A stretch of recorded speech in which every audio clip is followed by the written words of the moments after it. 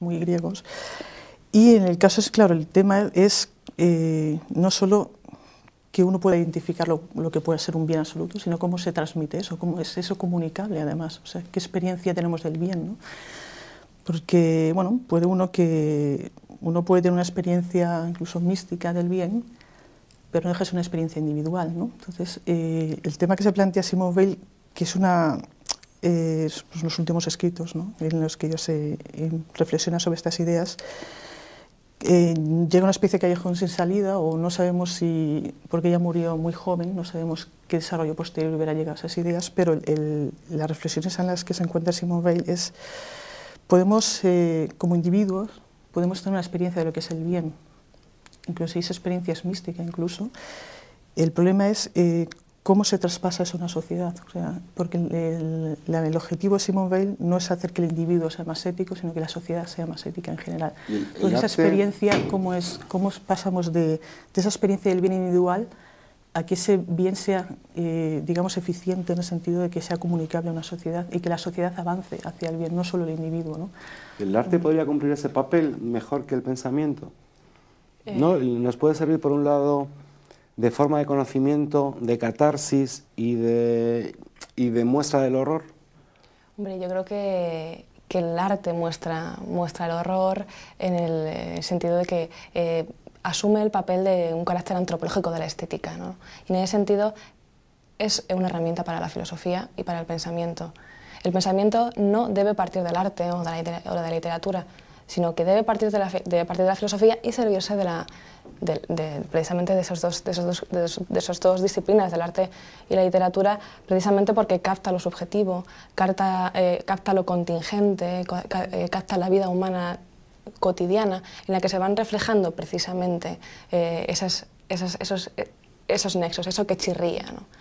Y a partir de ahí se puede deducir, de cierta manera, ese sustrato al que yo siempre me refiero, como algo fractal, ¿no? Solo se puede captar, solo se puede mirar directamente, no se puede mirar directamente, sino a través del arte y de la literatura. ¿Y debemos seguir manteniendo esta idea del bien absoluto, del bien universal? ¿O efectivamente tenemos que ir a buscar el acto virtuoso, buscar a la buena persona, buscar la buena vida, ¿no? Quizá habría que, también dentro de ese mundo griego también amplio, quizá las corrientes helenísticas, ¿no?, que intentaban ofrecer, bueno, pues modelos de vida, estilos de vida, es un poco también lo que nos decía Deleuze, ¿no? Es decir, es la filosofía sencillamente un estilo de vida que es, bueno, optativo entre uno y otro, pero que, bueno, pues quizá orientarlo a que sea mejor que peor, ¿no? ¿Podríamos pensar la filosofía así? ¿Cómo entiendes un poco tú la filosofía? Bueno, para mí es mi experiencia personal lo que a mí me motivó para estudiar filosofía, que es el intento de entender la lógica del mundo. El mundo tiene su lógica, un poco lo que en el primer Wittgenstein se entiende el Tractatus, que intentó ese isomorfismo entre pensamiento y realidad. No llegar a ese extremo, porque no soy tan optimista como el primer Wittgenstein para creer que hay una especie de estructura común entre lo que pensamos y el mundo. Pero sí, en principio la orientación se me parece válida. La filosofía nos permite entender la lógica del mundo, cualquiera que sea esta y como la queramos entender. Y en ese sentido estoy muy de acuerdo con lo que decía Ana al principio, que lo que nos ofrece las filosofías son una visión panorámica, amplia, con muchísimas conexiones, con muchísimas perspectivas de la realidad que vivimos día a día.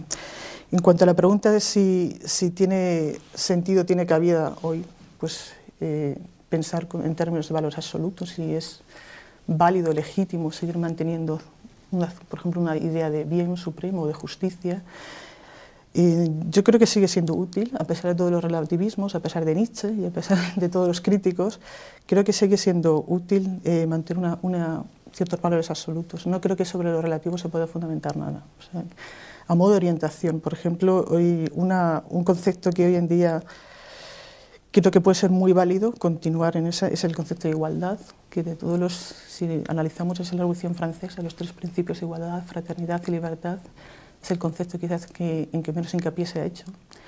Entonces, en estados democráticos y de derecho, como son en los que tenemos actualmente, al menos en Europa, en el mundo occidental, digamos, sí es importante insistir en estos valores y en esas tradiciones para nuestro pensamiento. O sea, no creo que se pueda fundamentar nada en algo relativo. ¿Y Nietzsche qué pensaría de esto de la igualdad? A propósito de tu último trabajo sobre la guerra, ¿no? El concepto de guerra en Nietzsche. El tema de Nietzsche es bastante controvertido. El joven Nietzsche, como sabéis, sobre todo en textos como El Estado griego, plantea una serie de ideas bastante discutibles, por no decir totalmente reprobables, ¿no? Pero también ha habido mucha mala interpretación y mala idea de los propios textos de Nietzsche. Todos sabemos la historia de su hermana, que hizo tijeretazo con los textos, presentando la voluntad de poder, un libro que en realidad nunca se escribió, ¿no? Que eran simples recortes, ¿no? Pero en cuanto al tema de la igualdad, todos sabemos el aristocratismo de Nietzsche y demás, pero un papel importante y algo que me gustaría romper una lanza por Nietzsche, ¿no? Pero con lo peligroso que es esto, ¿no? Los últimos escritos lúcidos del filósofo, Nietzsche lo que dice es que el sentido de la guerra no es tanto una guerra física, sino también una guerra contra las cosas establecidas. Y en ese sentido había que luchar contra una serie de tópicos para intentar llegar a algo mejor, ¿no? Aunque, bueno, evidentemente no sería un bien absoluto ni nada parecido, ¿no? Yo, hombre, la posición un poco que planteas de buscar algo, no sé, absoluto en el sentido clásico, yo no lo veo tan claro, ¿no? Me parece que Nietzsche tampoco lo vería tan claro, que él lo que nos propone precisamente es eso, ¿no? Es decir, que todo es transfigurable, todo es en último término discutible, dialogable. Y en ese sentido sí que creo que un poco la racionalidad contemporánea, lo que hemos llamado posmodernidad, ¿no?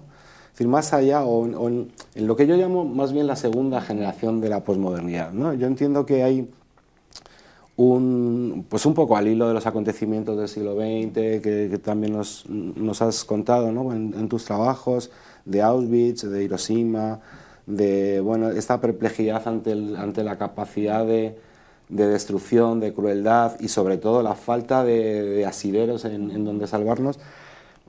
Bueno, nos quedó un poco en esa situación que decía Nietzsche del nihilismo, ¿no? Nos quedó en la nada, en un vacío. Pero yo creo que hemos seguido pensando, no sé si nos salvará a pensar, pero hemos seguido pensando, y yo creo que ahí se está gestando desde muchas disciplinas un nuevo concepto de racionalidad.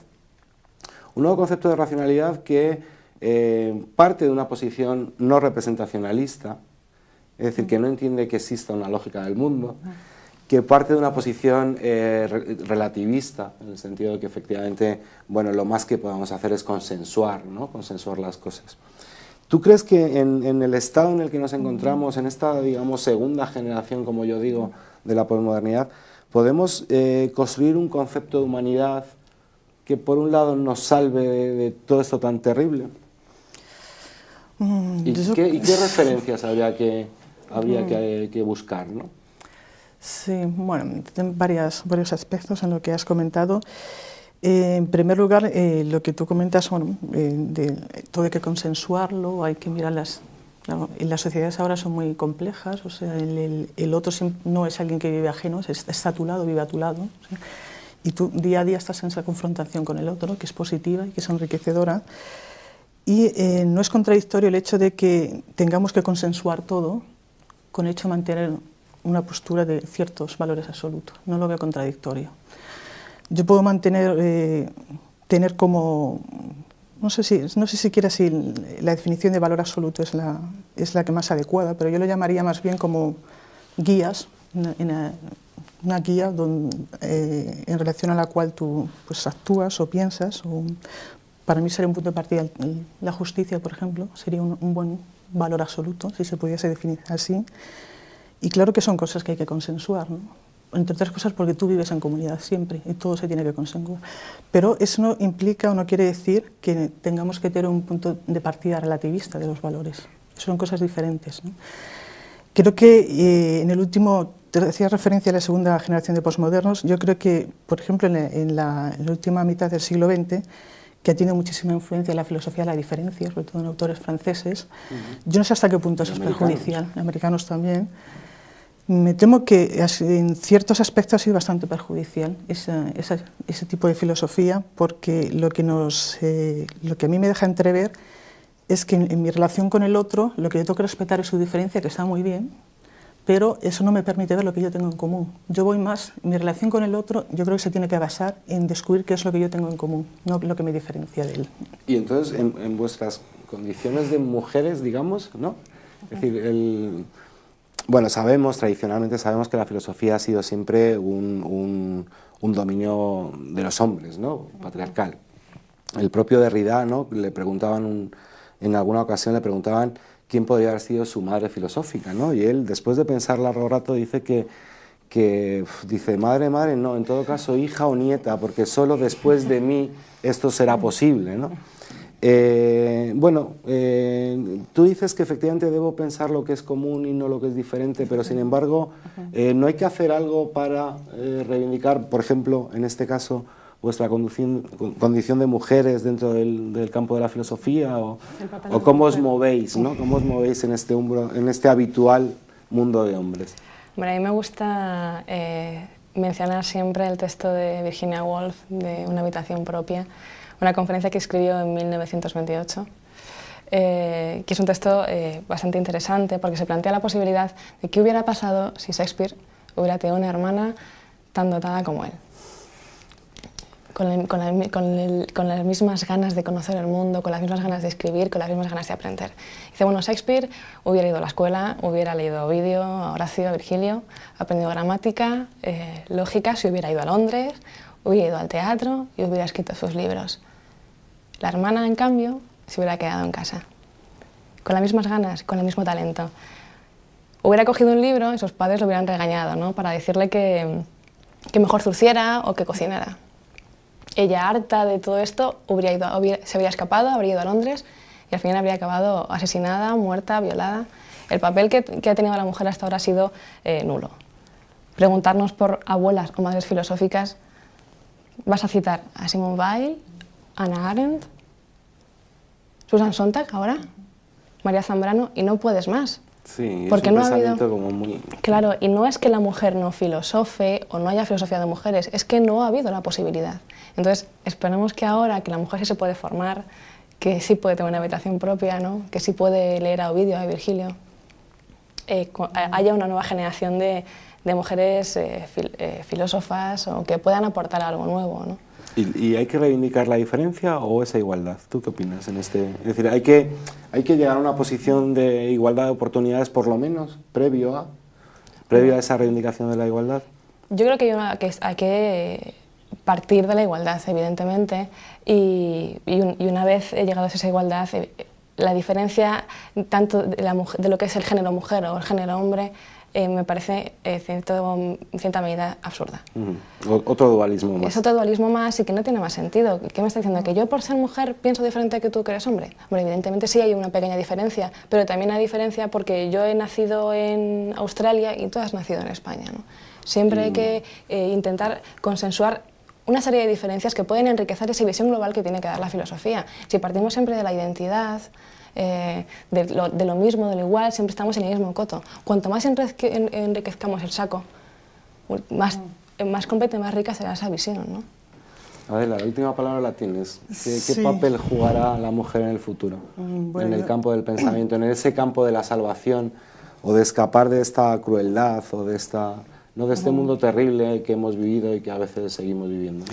Bueno, pues el papel que, de hecho, ya lo está jugando un papel fundamental del siglo XX, ¿no? Con más mujeres que se incorporan no solo a la filosofía, sino a la ciencia en general, a los medios de comunicación, pero está por ver, porque esto no ha hecho más que empezar. O sea, aunque para muchas personas creen que se ha avanzado mucho, es cierto, se ha avanzado mucho con respecto a generaciones de mi madre, de mi abuela, pero vamos, esto no ha hecho más que empezar. O sea, está por ver todavía las consecuencias. En cualquier caso, y apuntando a lo que decía Ana, yo no creo que solo sea el hecho de que las referencias de filósofas no sean tan patentes, es debido precisamente a que ha habido un ninguneo del trabajo de muchas mujeres durante, no digo generaciones, sino siglos. O sea, filósofas ha habido siempre, desde Diotima hasta todo, pero se ha ninguneado completamente ese papel.